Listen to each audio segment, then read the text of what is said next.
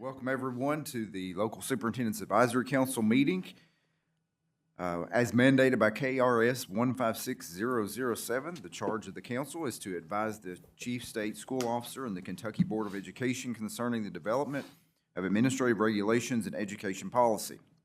The Chief State School Officer shall submit all proposed administrative regulations and educational policies for review by the council prior to seeking approval of the Kentucky Board of Education. We welcome two new LSAC members to today's meeting.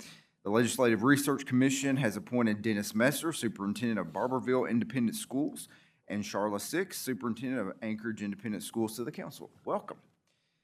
If you are attending virtually, we do ask you to ensure your video is streaming and that you can be seen throughout the duration of the meeting. And at this time, we will have a roll call. Brian Alexander. Present. Kirk Biggerstaff. Here. Harry Burchett. Here. Tom Cochran. Will Hodges. Here. Dennis Messer. Here. Sheila Mitchell. Charla Six. Here. Russ Tilford. Here. David Trimble. And Henry Webb. Here. Chair, you have a quorum. All right, thank you. Next, we welcome Dr. Meredith Brewer and representatives. Oh, I'm sorry. Got a little confused there. To begin our meeting, we invite Commissioner Fletcher to provide an update on the Kentucky Department of Education. Thank you, Chair Biggerstaff. And first of all, I'd like to also congratulate Superintendent Messer and also Superintendent Six. I will share one quick story. Superintendent Six's dad was my high school baseball coach back in the day, so our paths went in different areas. But I thought that was a fun little story there. And of course, Coach Six was phenomenal. He was one of my favorite people going through high school. So Superintendent Six, it's good to see you, and good to see you again. It's been a while, but again, congratulations on being appointed, and also congratulations to a good friend Dennis Messer too, as being a part of this group. A few updates I'll talk to the group about. First of all, you've seen in the news all the interagency agreements happening at the federal level, things being shifted from US Ed to the Department of Labor and other things. I've met with our team. So far, we're not seeing any changes as far as funding, which is one of the most important, is the most important thing. The only one area that we're a little worried about is potentially what could happen with Perkins when something moves from the US Ed to the Department of Labor. But right now, all the funding systems, the funding mechanisms, all the funds still flowing. Now, we do have some points of contact that have changed. And so that's been our biggest concern, is what happens with technical assistance. Like, we have a question, who do we call? How do we get those answers? And of course, too, when we turn in, let's say, our state assessment plan, the person that's approving that plan, how much background do they have in assessment and accountability? So those are some worries that we have. But so far, from the funding aspect, we're pleased to say that we haven't seen, due to these interagency agreements, we haven't seen any changes as far as funding, so just keep that in mind as we move forward. Also, too, big week, we did get our state accountability numbers out. I just wanted to reiterate some numbers that I would like to point out. First of all, in reading, we did have some increases across the board. If you look at our reading in 2022, the percent of proficient distinguished in 2022 was 45%. In 2025 was 49%. In middle school, it was 44% in reading, and now 47% as proficient distinguished combined. Then in high school, went from 44 to 46%. We had increases overall throughout that time frame, with a couple of years where it seems as if it stayed stagnant for a little bit. In mathematics, in 2022, our elementary percent proficient distinguished was 38%, now 42%. Middle school went from 37% to 41%, and high school from 36 to 40% proficient distinguished. As far as some other numbers, I think these are outstanding numbers. When we look at the number of red schools in the elementary, it decreased from 2024 in elementary from 59 to 34. Middle school went from 24 to 10. And high school went from 17 to 10 red schools. Now, again, this is not the same as the CSI status, because CSI, it's the bottom 5%. It's a percentage. It has to be a number. But we set the bar as part of, LSAC also approved the cut scores for the red, yellow, orange, blue, and green, and based on those numbers, that's the decreases we've had. And in blue, in the elementary, went from 97 schools to 117. In middle school, we went from 27 blue schools in 2024 to 55. Then in high school, we went from 25 blue schools to 46 over that year. So some good numbers to share there with you. So congratulations. I saw a lot of celebrations across social media, a lot of scores that people were very proud of. And again, we still have a long way to go, but we've shown some progress. So very pleased with that as we've seen so far. Also, too, I've provided some information to those that are here in person. I'll be happy to send that also to those that are online. As we go into our legislative session, I thought it was very important for each of you to see the legislative priorities. If you haven't already, I've given you the legislative priorities that have been approved by our Board of Education, and you can see everything from universal preschool to HQIRs, CATS funding, full-day kindergarten, school safety, and many other items. But again, I think it's very important that you see the things that we're advocating for as we move forward. Another item that you have is the additional budget requests. These are budget requests that are over and above our base budget from last year to this year. Interestingly enough, I was the keynote at CASBO recently on Friday, and I actually provided all the additional budget requests to our CFOs that were in attendance and others in finance, and had them to rank them. Actually, I had the group to give a top 5, and I will say that their top 4 matched our board's top 4 exactly in the same order. So you see the additional budget requests and I think that it shows the alignment with our districts, with our board, with the Kentucky Board of Education also too. The last handout that you have, and I apologize for those online that are not seeing these, but I'll send those a little bit later. I'll have Dr. Jones send that to you later. I've given you we're lobbying, of course, for a new accountability model. And what you see in front of you is a spreadsheet that has the breakdown of what that new accountability model will cost. I'll briefly go over that, and I'll be happy to answer any questions about any of these. But if you look at the very top row, I've given you what it would cost for year 0 and year 1 if the board, the General Assembly would approve going to an adaptive assessment that we've talked about. In year 0, that $11 million is we still have to give and score and put on the school report card the old assessment, and you can see the cost there, which is $11 million. And then in year 1, we'd still have to score and report the old assessment in preparation for giving the new assessment. The next line gives you the summative assessment for the adaptive assessment that we're proposing, and you can see the cost. So over the next 2 years, you're looking at essentially about $17 million in additional cost, if approved by the General Assembly.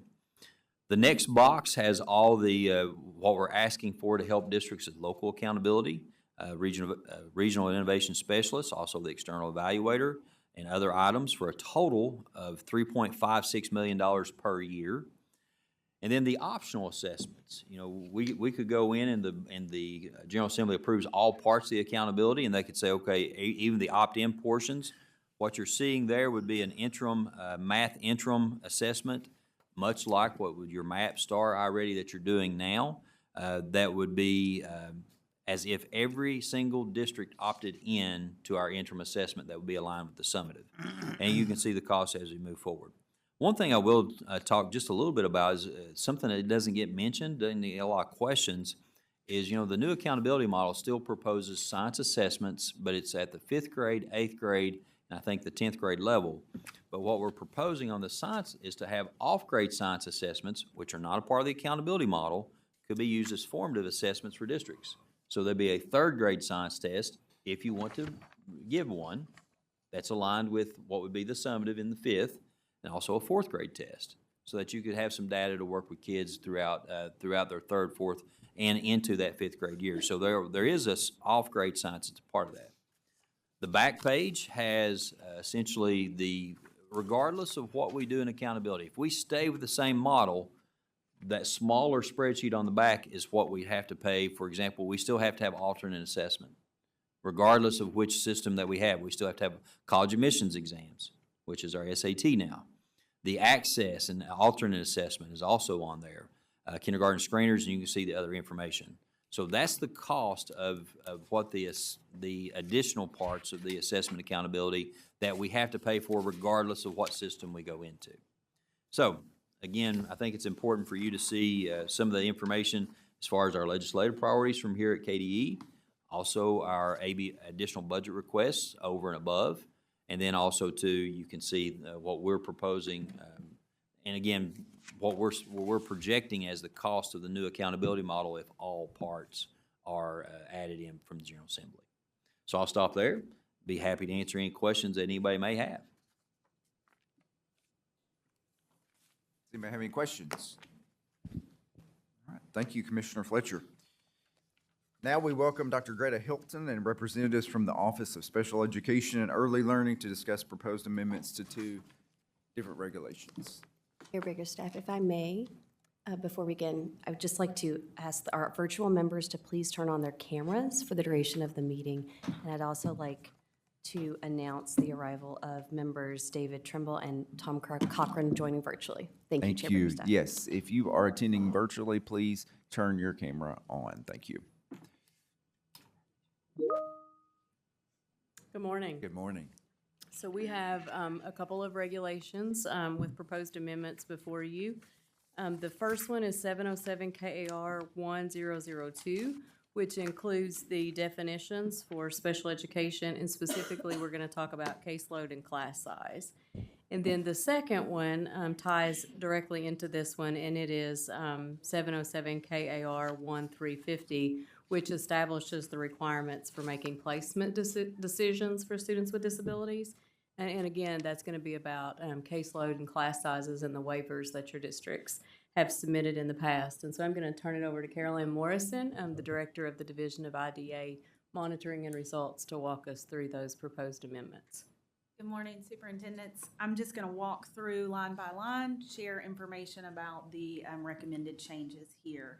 So starting on page 3 with line 16, we are removing 4 special classes to clarify caseload and adding overseeing the management of. So the new definition for caseload would read, caseload means the number of children with disabilities assigned to a teacher of exceptional children for the purpose of overseeing the management of individualized, specially designed instruction and related services. On the next page, page 4, line 12, we're removing the definition of class size for resource classes because we are adding a new definition for special class to make the definitions and regulations easier to interpret and implement. The next 2 are just some cleanup changes to the language. Page 4, line 15, changing specifically designed to specially designed. Then page 5, lines 3 and 5, we are adding or her, so it will now read his or her. Page 11, line 16, we added the definition for paraprofessional. Page 12, line 20, we're clarifying that this is the definition for parentally placed private school children to align to the federal language. Page 15, line 3, we're adding a definition for special class to make the regulations easier to interpret and implement. And special classes will have maximum class sizes in the 350 regulation that we'll share with you in a moment. And then page 15, line 9 is another cleanup, just removing the hyphen from specially designed instruction to align with federal language and current usage. And then updating the citation for the Kentucky academic standards. That's all the changes with the definitions. I'll pause there, Chair, to see if you want to take action on this one before I move to the next one. Does anybody have any questions? All right, we can go on to the next. Okay, so the next one, the next regulation, 1350, Starting on page 1, line 14, we're adding a reference to KRS 157-360, which requires the Commissioner of Education to enforce special education maximum class sizes set by the administrative regulations and adopted by the Kentucky Board of Education. Page 3, line 13, we're providing clarity for implementation in a few different ways. One is removing the previous limits set as maximum class sizes for resource classes and adding maximum class sizes for special classes, which we now have defined in the definition so that that's clear what we're meaning by that type of class. We're adding language on how to determine the maximum class size when there are students from more than one disability category in that special class. And then to relieve districts of the burden of submitting waiver requests, we've amended the regulation to reflect the numbers we have previously approved through this process. This will not impede districts from seeking a waiver under 707 KAR 5170, given the district can demonstrate that the waiver will improve the operation of the school without hindering student academic achievement or improve student academic achievement at the school while continuing to meet all the federal regulations. All right, then page 4, line 24. We're removing the reference to resource classes. Page 5, lines 1 through 6, these two subsections are just being moved from section 2 to section 3. And then page 5, lines 7 through 22, we're updating the section title to reflect caseload for special classes and not caseload for resource teachers. And then we are using the numbers, again, that we would have approved through the previous waiver process. We're just going ahead and building those into the regulation. And then establish maximum caseloads for teachers of special classes in section 3. Page 6, lines 1 through 9, we're adding clarification regarding how to determine maximum caseload when a teacher of special classes are assigned student records for more than one disability category. How to determine that maximum caseload when teachers provide services solely through collaboration, and then how to define the maximum caseload when teachers have a combination of collaboration and special classes. Also clarify that when teachers of special classes are assigned student records of more than one disability category, the maximum caseload shall be determined by using the disability category of the majority of the students. And then the last change, page 6, line 10, add section 4, citing 157-360 as authorizing superintendents or local school councils to request a waiver relating to maximum class size for special classes. I'll turn it back over to you, Chair, for any questions. Do I have any questions? All right, I would ask the council to entertain a motion to recommend approval of the amendments to 707 KAR 1002 definitions and 707 KAR 1350 placement decisions. Is there a motion? I'll make that motion. All right, we have a motion. Do I have a second? Second.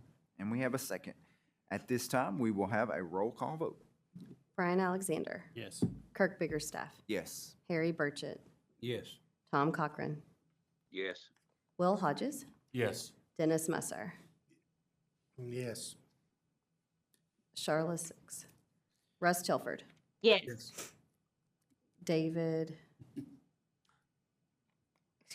Russ Tilford, Yes.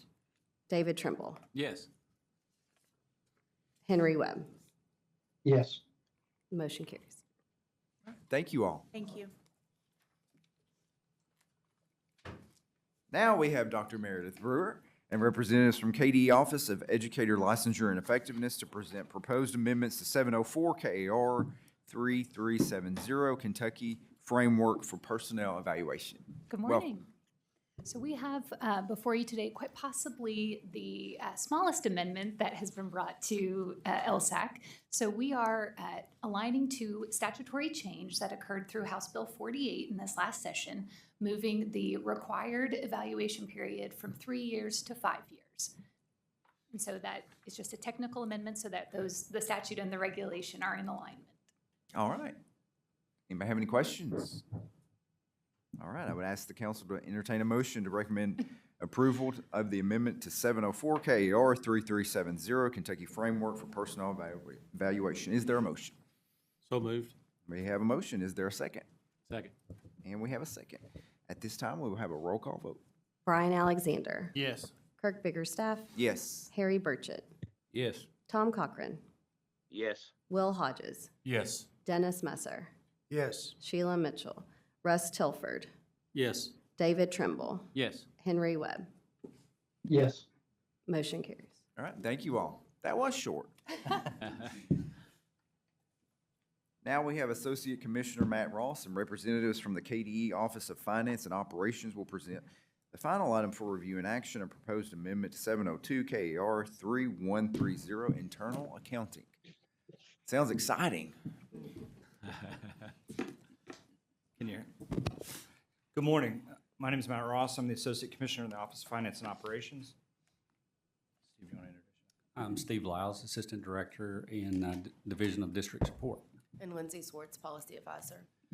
So this regulation is the regulation that incorporates by reference the Red Book. So while we give it a sort of generic plain name, we hide within it the Red Book. So the last time the Red Book was amended was in 2019. So as time and technology moves along, we need to revisit every now and then. So when we do this, and I'll let Steve talk to his process, but he typically puts together a working group of finance officers and to look at what's been, how the landscape's changed. And then we try to review and clean up and modernize where appropriate. So I'll let Steve sort of, there's no real big changes, nothing real controversial, but I think there are some things in here that you'll recognize as probably benefits, things your districts do already, but now we've got a better way to account for them. So Steve, why don't you talk about your process and then sort of the major changes? All right. As Matt mentioned, 2019 was the last iteration of Red Book, and it was actually effective in November of 2019, and then soon after COVID hit. And that's what brought about a lot of the changes that we're going to discuss today is, like he said, the technology and things. And so a lot of the things that are added did not exist prior to 2019, 2020. And so, we had a work group of several finance officers, had auditor and a trainer of Red Book to convene. And we went over the things that we've received, via emails, phone calls, trainings, and such over the years that we thought needed to be either added or changed, modified in the current Red Book. And so I will go over a few of those items. I've got a list of 31. I'm not going to go over each one, but I'm going to highlight a few that are not controversial, but just more important, maybe more emphasis on those. And so one of the things that we did was added damaged technology fees to what is allowed in Red Book to be spent on. Another is interest earned in bank accounts. In the past, it was all housed in the school and used at the school. Well, now we've kind of opened that up and allowed interest earned on those bank accounts to be moved to district activity funds if the district so chooses. Another one that came about because of newer technologies, and for those of you who are familiar with the term Munis, that's kind of evolved into what Tyler now calls enterprise ERP.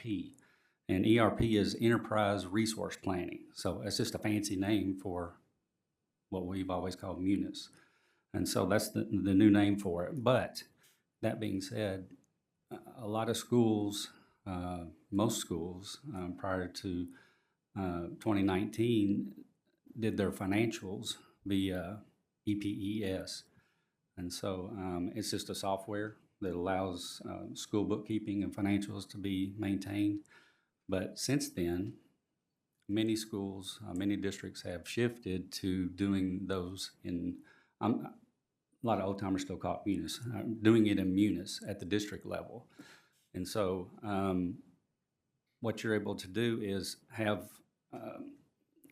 a bank account at the district level instead of at the school level if you're doing it that way.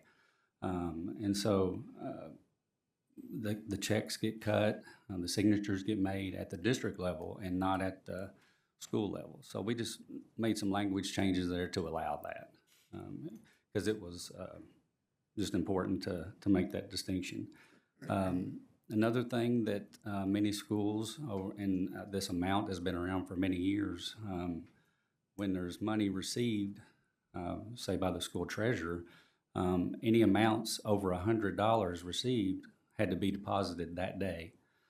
So we raised that amount to $250. So that's not a big change, but it's just, to inflation and moving with the times, we've raised that amount from 100 to 250.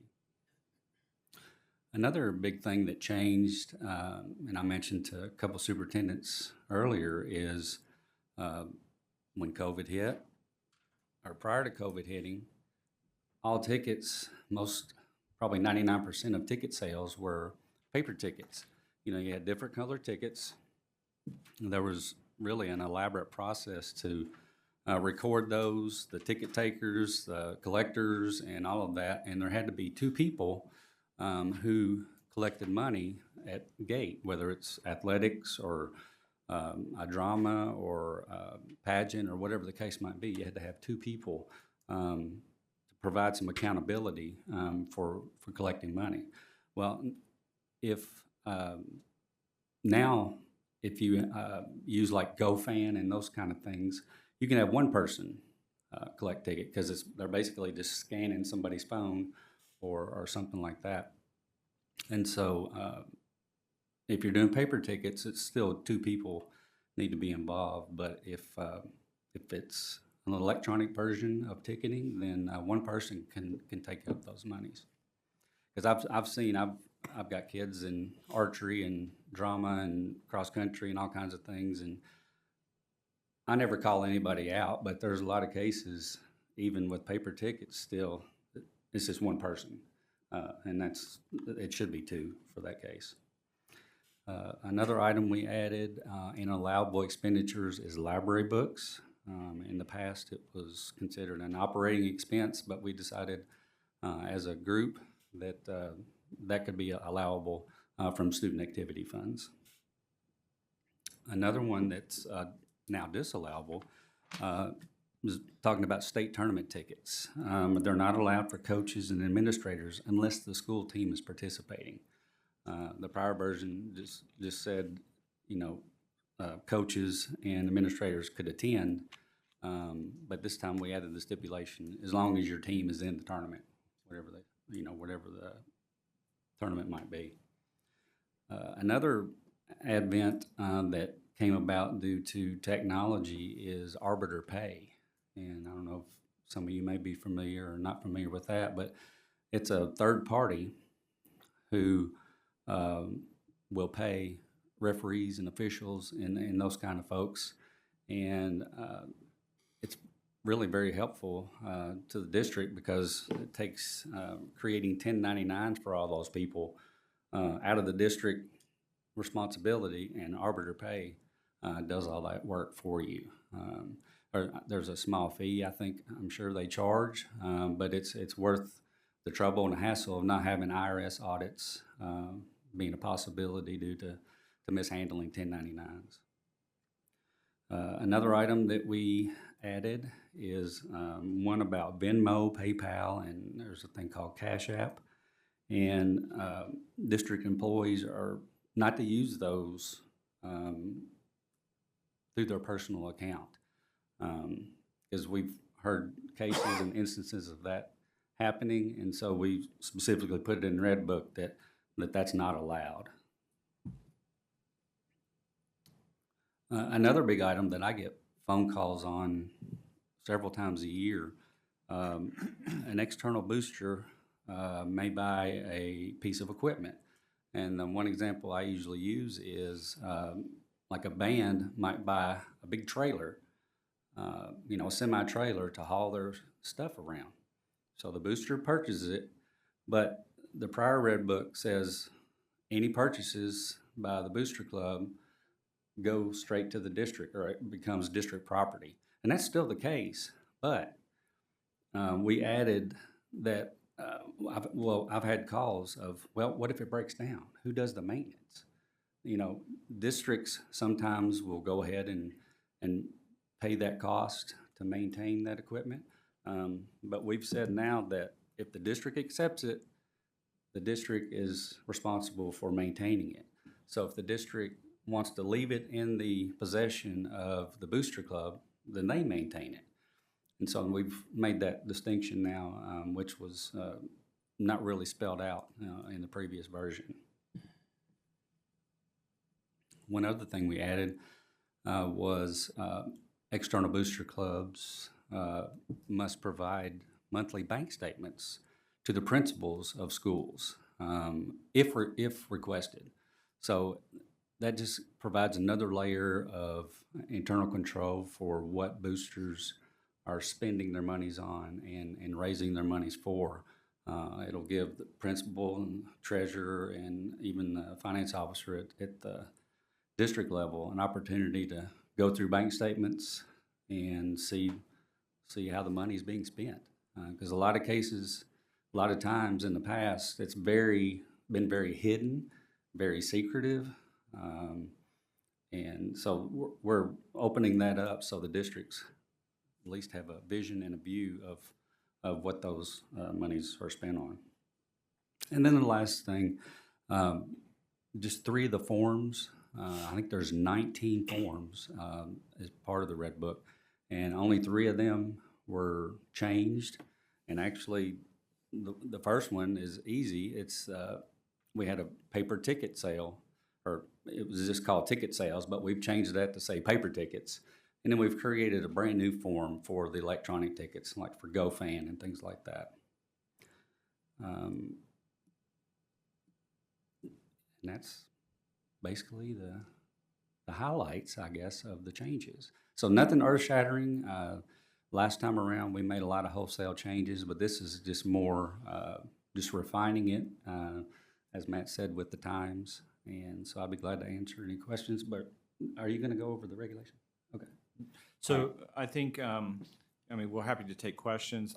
Steve's change document wasn't included in your packet, but we will make sure that you all get that because it's got more of the changes. That was an inadvertent oversight, and I apologize. So while not terribly exciting, it's very important stuff. We're happy to take questions.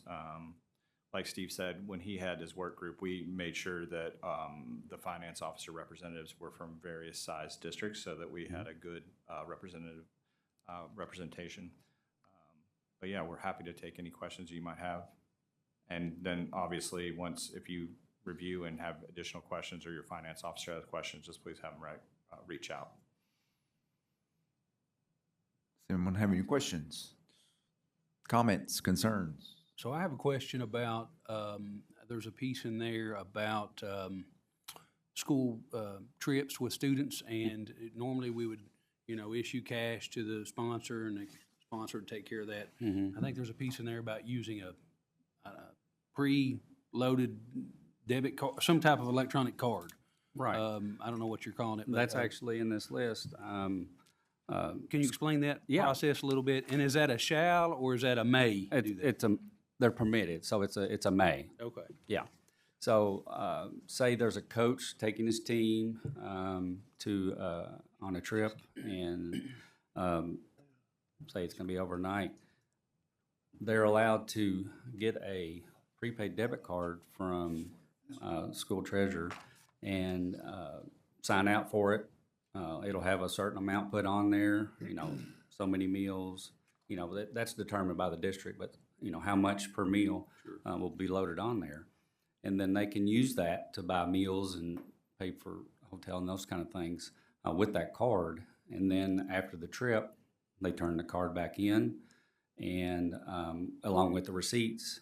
And then the difference, what's left, can get redeposited back into the school account. So I'm assuming we do that through our normal banking institution and have a check and see if they provide that service. Sure. Most of those require a set amount on the card, so Yeah. I guess it'd carry a balance at all times, but then the bookkeeper would be able to. Could reconcile the difference, Right, right? yeah, Yeah. Any other questions? I would ask the council to entertain a motion to recommend approval of the amendment to 702 KAR 3130 internal accounting. Is there a motion? I make a motion. We have a motion. Do I have a second? Second. And we have a second. We will now do a roll call vote. Brian Alexander, Yes. Kirk Biggerstaff, Yes. Harry Burchett, Yes. Tom Cochran, Yes. Will Hodges, Yes. Dennis Musser, Yes. Russ Tilford, Yes. David Trimble, Yes. Henry Webb. Yes. Motion carries. All right. Thank you all We very appreciate much. it. Thank you. I would like to thank everyone for a efficient, productive meeting. Our next meeting will be January 27th. Do I have a motion to adjourn? Motion. We have a motion. Do I have a second? Second. And we have a second. Thank you. We are adjourned.